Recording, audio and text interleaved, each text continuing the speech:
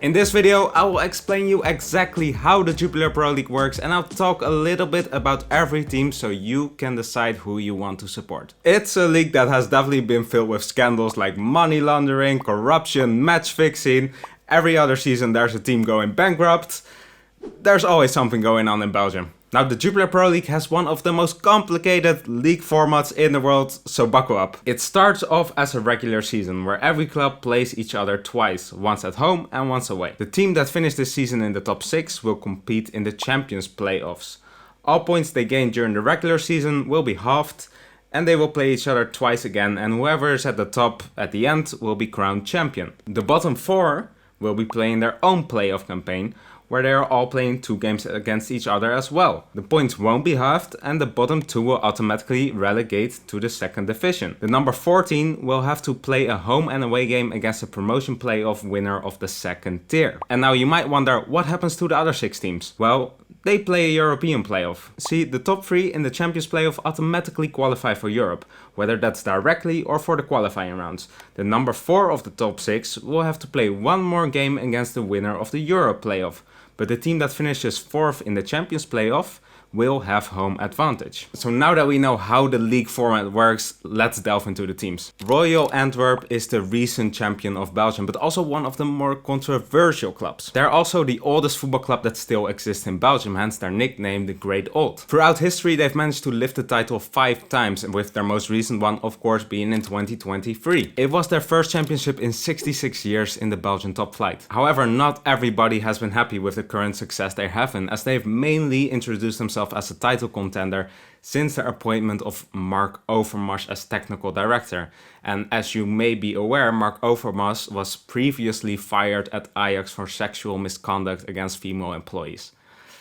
So it's not a good look. On the other hand, winning the trophy has also brought a lot of new fans, because Antwerp, the second largest city of Belgium, has not really had a good team. On the other side of the city, you will find Antwerp's city rivals Beerschot. Now, currently they are competing in the second tier. They were previously known as Wilrijk, and they lived quite an anonymous life as an amateur club. But in 2013, they took over the identity of Germinal Beerschot, a club that went bankrupt and ceased to exist. Now, Germinal Beerschot, however, has produced a lot of talent, and a lot of talent that was part of Belgium's golden generation, including the likes of Jan Vertongen, Toby Alderweireld, Ratja Nangolan, Thomas Vermaelen and Moussa Dembele. Now from Antwerp we will jump to Belgium's capital, Brussels, where you can find arguably the biggest and most successful club that the country has, RSC Anderlecht. With 5 European trophies to their name and 34 championships, they are by far Belgium's most successful club in terms of trophies. However, something they're perhaps even better at is producing talent. They are famed for their youth academy. Their youth academy is known as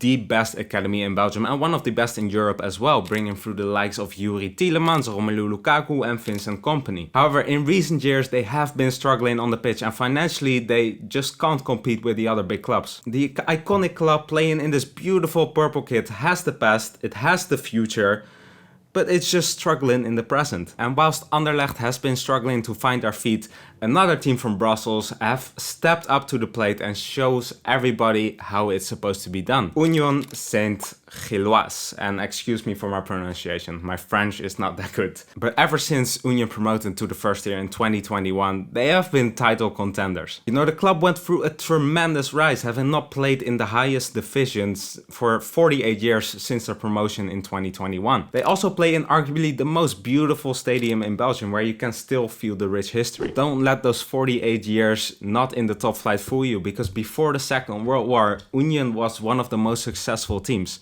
having become champions 11 times before that period. And keep in mind that only Anderlecht and Club Brugge have lifted the title more times than Union. The main explanation for their success are their owners, who also own Brighton and Hove Albion. And if you've been following the Premier League, then you know that those are some of the best owners in football. Now in 2023, another club from Brussels promoted to the top flight, RWDM. In 2015, amateur side Standard Liège was bought by RWDM, who basically re-established the former club that went bankrupt in 2002. The former club had a very impressive start to their existence, being born out of a merger in 1973. The first year in the top flight they became third, and the season after they became champions. In 1977 they even made the semi-finals of the UEFA Cup. Now the club plays in Molenbeek, one of the most notorious neighborhoods in Brussels. Now they are a very ambitious club and they want to establish themselves as a stable first tier side, but only time will tell whether they will actually achieve that. Now from one big footballing city to another, and we're going to Bruges, which is not only a beautiful place for romantic lovers to go on a boat, watch the beautiful architecture. No, it's also the city of Club Brugge. Now, in the most recent decade, Club Brugge has dominated Belgian football, and they're one of the best supported teams as well as one of the most successful teams in Belgium. In their history, they've lifted the title 18 times, and last season was a bit of a transition year where they struggled on the pitch. But overall, Club Brugge is a very well-run organization with a great youth academy, a great scouting network, and they're basically always competing for the title. But in my opinion, and don't hate on me, the fans have been a little bit spoiled by all the recent success, as the atmosphere in the stadium is quite dull, especially when they're playing against lesser teams. You basically just see 15 people jumping up and singing, and the rest is just sitting down. Club Brugge, however, shares its stadium with another team from the same city, Cercle Brugge. Unfortunately for them though, Club Brugge is by far the city's most popular team. However, Cercle Brugge has a very exciting squad since last season, and although the team is flying on the pitch, not everything is as good as it seems. You see, historically, Cercle Brugge has been a bit of a mid-table side that has every now and then relegated as well and played significant amount of times in the second tier. The club, who have become champions 3 times in their history, are currently owned by AS Monaco, although there are rumors that they kind of want to get rid of the club. And that's because the club is just not very appealing, because they don't have their own stadium, they have a rather small fan base and they can never fill the stadium up, you know, which also doesn't make them profitable off the pitch. When AS Monaco bought the club, they thought this was the perfect place to nurture some talents from their youth academy, but every talent that they loaned out to Cercle Brugge has not even come close to AS Monaco's first team. So even that plan of developing talent in the Belgian league has not really worked out. Now, not far from Bruges, you will find one of my favorite cities in Belgium, Ghent. Now, their football club KV Ghent has been in the most recent decades a quite stable club, consistently getting a top 6 spot. They play in Belgium's most modern stadium, which has a design that you will see anywhere in the Netherlands, but in Belgium, having a modern stadium is very, very unique. This has also given the club the identity of a business club, although themselves and others would argue they're more of a family club. Hard work and passion are 2 of the key foundations of KV Ghent, and their biggest accolade was in 2015 when they won their first ever championship under their Belgian head coach Hein van Hazebroek. On the eastern side of Flanders we will find KRC Genk, which is a very well run football club who regularly competes for the top spots. Now, Genk is incredibly good at developing footballers year in and year out. Kevin De Bruyne, Thibaut Courtois and Leandro Trossard have all been brought through the academy. But they've also developed the likes of Milinkovic-Savic, Sander Berge and Leon Bailey in the early stages of their career. Now, the biggest criticism, however, is that they are so great at developing talent, but they have struggled to make themselves winners. In 2023, they bottled the title whilst it was pretty much theirs to take. Although they have lifted the title 4 times in the last 25 years, some argue that that should have been way more. Now, in between Antwerp and Brussels lies Mechelen, one of the smallest cities in Europe to have a team that has actually won a European trophy, KV Mechelen. They are also the last Belgian football club to have ever won a European trophy in 1988. But KV Mechelen is a club where there's always something happening. Now, on one hand, they've had financial struggles, they've relegated a couple of times, they've flirted with bankruptcy, but on the contrary, they've also had success. Now, in 2019, for example, they became the first ever Belgian side to win the Belgian club whilst playing in the second tier. They have an extremely loyal fan base who can lift the club up in difficult times, And they can also create one of the best atmospheres in Belgium in any home ground you will see, which also makes them a very tough team to beat at home. Now the Belgian city Leuven is probably way more famous for having one of the best universities and having a great student life, but with OH Leuven they have a very ambitious footballing side too. OH Leuven came to life in 2002 after a merger of 3 clubs. In 2017 they were taken over by King Power, who also own Leicester City for example. It's a club that identifies itself with transparency, innovation, teamwork, and respect. They want to be a club of the future, a great model to any other club, and to kind of become a consistent top 6 side. And this all sounds very good on paper, but in reality on the pitch they have not reached the success they want to achieve yet. Now it's time we talk about the biggest club of the Walloon region, the French region in Belgium. And that of course is Standard Liège. At Standard there is never a boring day at the office. They've played the most seasons in the top flight out of any Belgian club, and they've not been relegated since 1920. Standard is also quite a successful club, having lifted the title 10 times, most recently in 2009. However, if we talk about Standard, we have to talk about the fans. The fans are enthusiastic, intimidating and intense, whilst the city is quite dark, industrial and quite poor. It's Belgium's most intimidating club by far, where the highs are extremely high and where the lows are extremely low. There is simply no middle ground. In good times the support really helps the players to go to the extra level, but when they're performing badly, especially at home, the fans are their biggest enemy. Hence why their home stadium is also nicknamed the Hell of Slacine. Another significant club from the Walloon region is Sporting Charleroi. They are located in a city which is often deemed as the ugliest city in Europe. It basically is a prime example of a place nobody really wants to go. The club is a rather consistent mid-table side and sometimes even flirts with the higher spots, having finished third in 2020. Although the Zebras have yet to win a title, although it seems unlikely that that is going to happen anytime soon. But because the club is often in disarray and anytime they really make news, it's almost always in a negative light. The supporters are very unhappy and they've often shown their discontent, sometimes even to extreme lengths,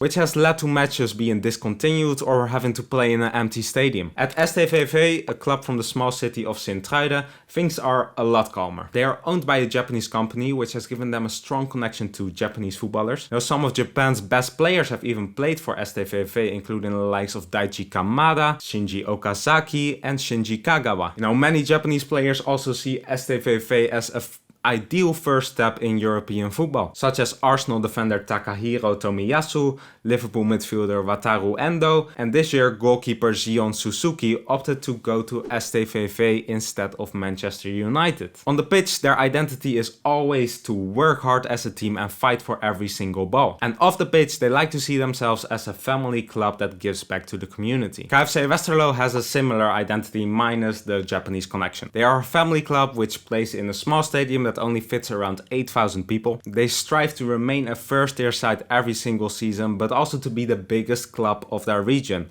competing with the likes of KRC Genk, which is a goal that is very hard to achieve, especially because of their small budget. But with a focus on developing youth, they are sometimes able to overachieve, as they did last season as well, as they finished 7th in their first season back in the top flight since 2017. Since 2008, KV Kortrijk has been ever present in the Jupiler Pro League. For years they seem to have established themselves as a mainstay, but in recent years things have just not been going that well. The last 3 seasons they have been fighting against relegation, and they have an owner who rather wants to sell the club than to actually have the club. Now, in the summer of 2023, so this year, it seemed like things were going upwards again because there were finally new owners who wanted to take over the club, but they were scammers, which only brought more instability to the club, something they desperately did not need. But it's something that perhaps the fans are a bit used to, because they also went bankrupt in 2001. However, I can imagine that they're hoping for better times, such as in 2010 when they finished 5th in the league. Now, Eupen is the biggest and most successful,